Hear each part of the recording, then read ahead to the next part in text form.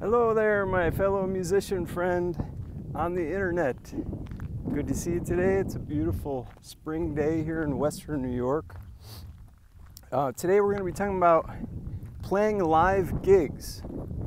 As a performing artist, as a performing musician, as any type of musician, I guess, I really recommend playing live gigs. It is really important. It's how you grow as an artist. Let me tell you some background on me first. My name is Kev Rowe. If this is the first video you're watching of mine, I'm a lifelong musician. I've been in the music business for a long time now, a little over 30 years, recording albums and doing gigs and traveling either in bands or as a solo musician.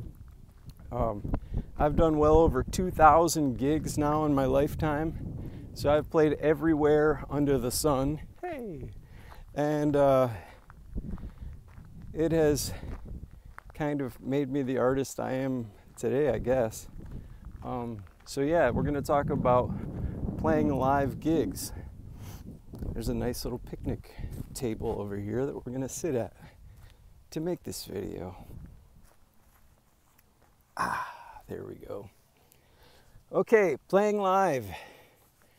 Yes, the reason I'm making this video is because there are so many fallacies or misconceptions, I think, because of the digital era. In social media and how it's affected the music business. Not just social media or things like TikTok and YouTube and Instagram and Facebook and the ability to reach massive audiences.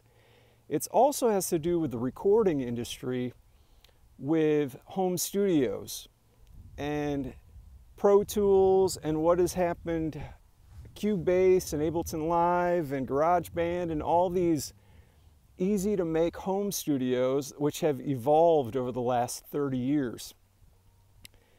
So one of the things that I think just in general has happened, that there are a lot of people thinking backwards. They're thinking, okay, this is what I'm going to do. I'm going to write my songs. I'm going to get my little home studio together. I'm going to start producing those songs, and I'm going to build this massive fan base. And then when it, quote unquote, gets big enough, which it never does, I'm going to go out on the road and tour like a real touring artist.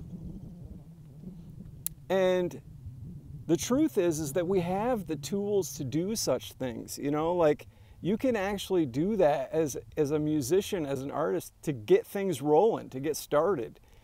But there are a lot of problems with that. One is it takes people out of the equation in terms of playing music for them live. Like, there's nothing like standing in front of a crowd right there and pouring your guts out to that crowd. Just everything you got in the world laying out there on the line. And the things that happen from that cannot be equivalent to what you learn in the digital space, right?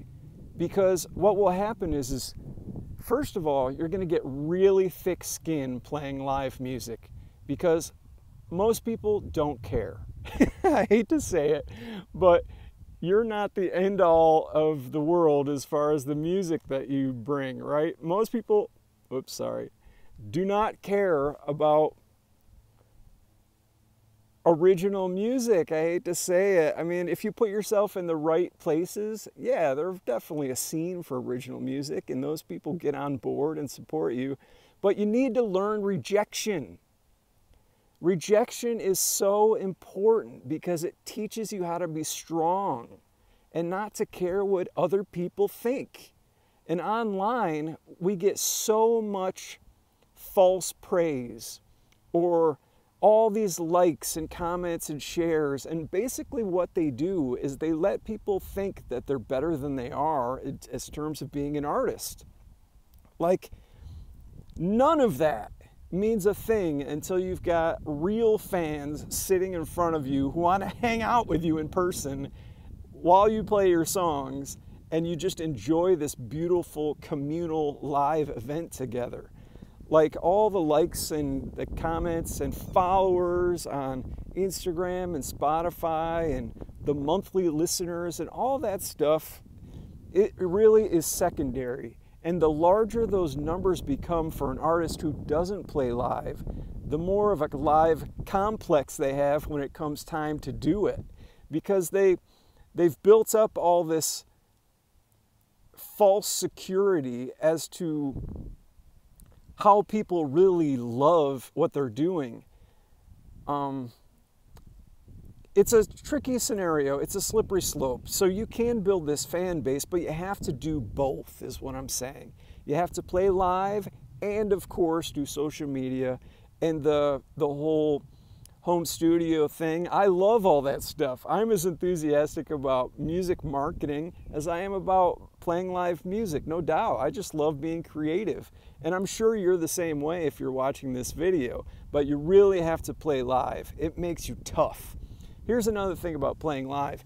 It gives you time to experiment as an artist, and most importantly, find your voice as an artist and as a musician.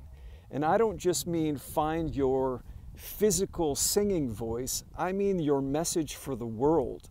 Like, there's nothing like going out there and playing 200 gigs in every atmosphere, every environment you can possibly think of, getting rejection after rejection after rejection, picking up some fans along the way, and seeing which songs work. That's the most important thing. You need to see which material works for the physical voice you've been given, for the faculties you've been given as a human being. There's an artistic voice in there somewhere that only you can find through experimentation and quantity of gigs. So I'm not saying that you have to book a professional tour and go out and do 200 dates. I'm saying play everywhere as much as possible for everyone that you can possibly play for. Play at church, play at coffee houses, play at colleges, city events, music festivals, on your friend's back porch with a live audience. Anywhere you could possibly play music for someone, you need to get feedback. And the feedback is going to be so different than how it is online. Online, you get likes, comments, and shares, and messages, which are sometimes give you adoration, right? But the thing that you don't get are feelings. When I sit in front of someone and play an acoustic song, the feeling is so tangible. Like, I can see how I'm changing the environment around me when I play for a crowd or for an audience. And it's so much different than social media. Once you've felt those things, you can never take them away. They're always a part of you as an artist. Like, that's how you grow and figure out, oh, what are the songs that I make that really resonate with a crowd? That really, really stand up and make me unique and original, and that nobody else on the entire planet could be delivering these songs or writing these songs. It's so, so important. So really, you need to go play some live gigs. I know it's hard. You've built up this huge social media following, or all these friends who say you're really good. And I have done that too, no doubt. Like, I've gotten comfortable on the computer over the last, 8 years, I'll admit it. But now I'm out here playing live gigs again with my new band, Kevro and Friends, and having so much fun and kind of rediscovering why I'm playing music in the first place, and it's to have a profound impact on people's lives, and there's no better way to do it. So please, go book some gigs, man. First of all, It's a lot of fun. There's nothing more fun than being on stage with musicians you love in front of people you love playing. It's way more fun than social media, like I promise you. So yeah, if this is your first video of mine, please subscribe to my channel. I'm making lots of touring videos for musicians, just random advice that I can think of, and I hope to see you on another video. Thanks for watching. Subscribe.